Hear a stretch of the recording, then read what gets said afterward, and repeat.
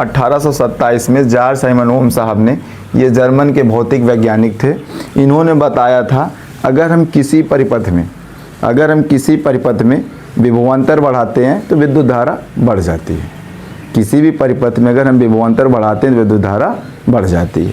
अर्थात इन्होंने सबसे पहले बताया कि अगर किसी परिपथ में विभवांतर और विद्युत धारा प्रवाहित हो रही है तो उनके बीच में संबंध होता है।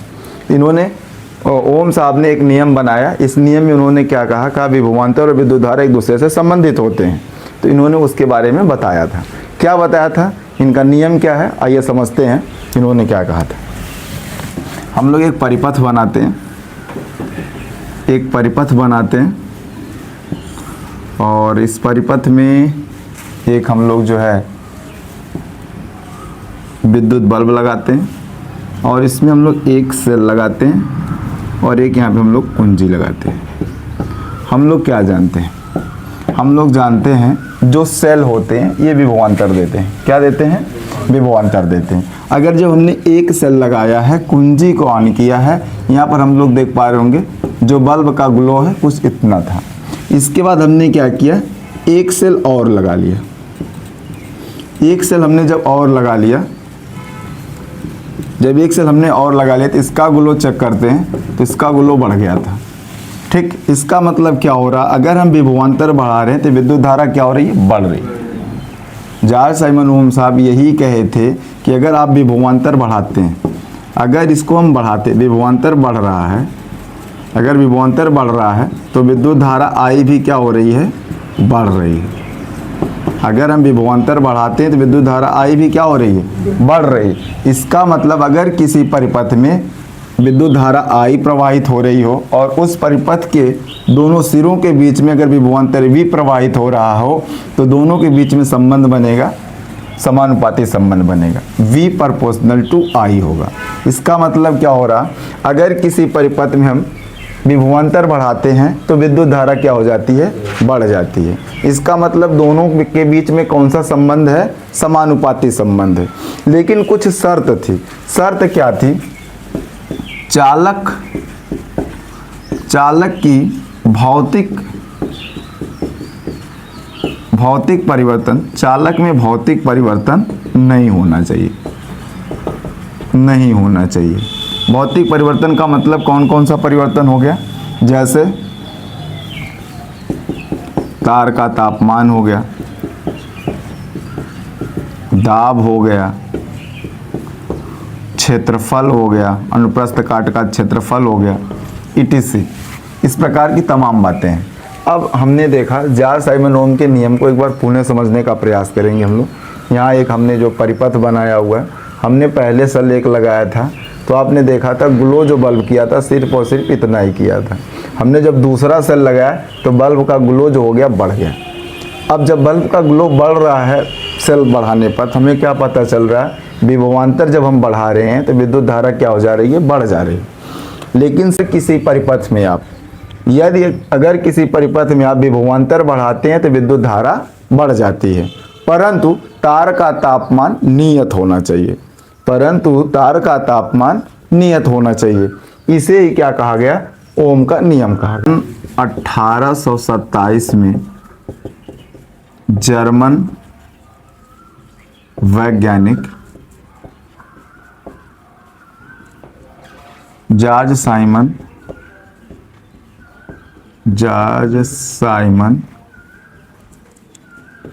ओम ने,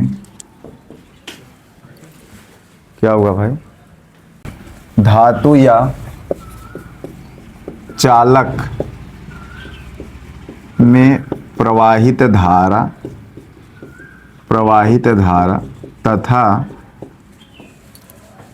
तथा इनके सिरों के बीच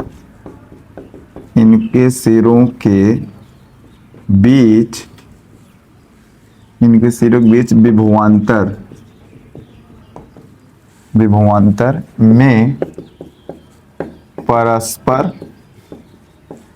संबंध प्रतिपादित किया, इसे ओम का नियम कहते हैं, इसे ओम का नियम कहते हैं। अब इस नियम में क्या था इसे देखते हैं। इस नियमानुसार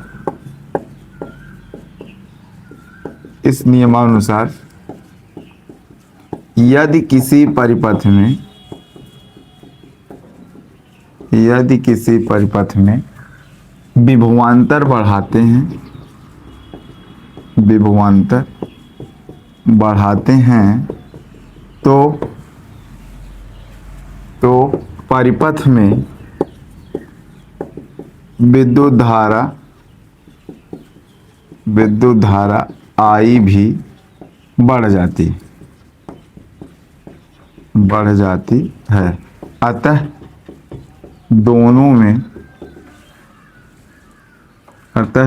में समानुपाती संबंध है। अतः दोनों में समानुपाती संबंध है, परंतु तार का तापमान नियत होना चाहिए।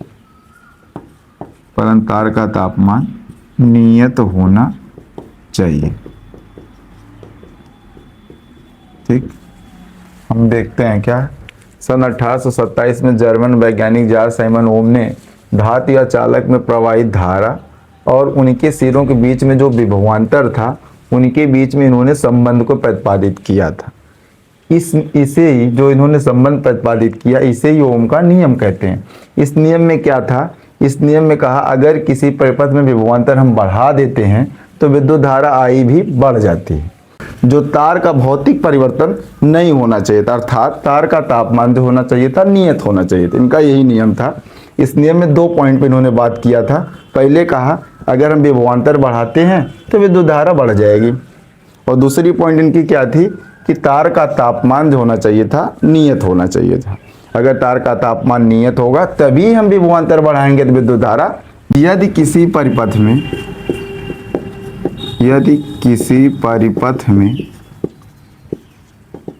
विभवांतर V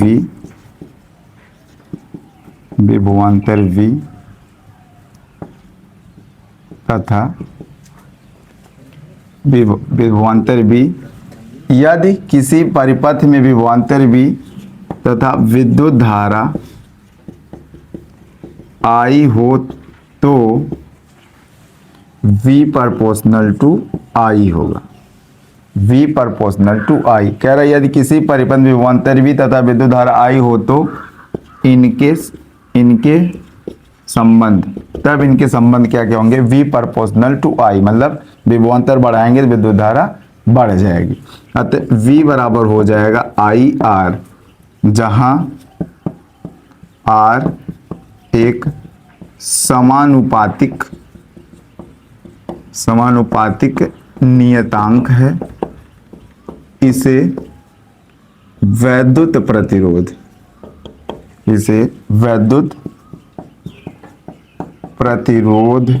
भी कहा जाता है।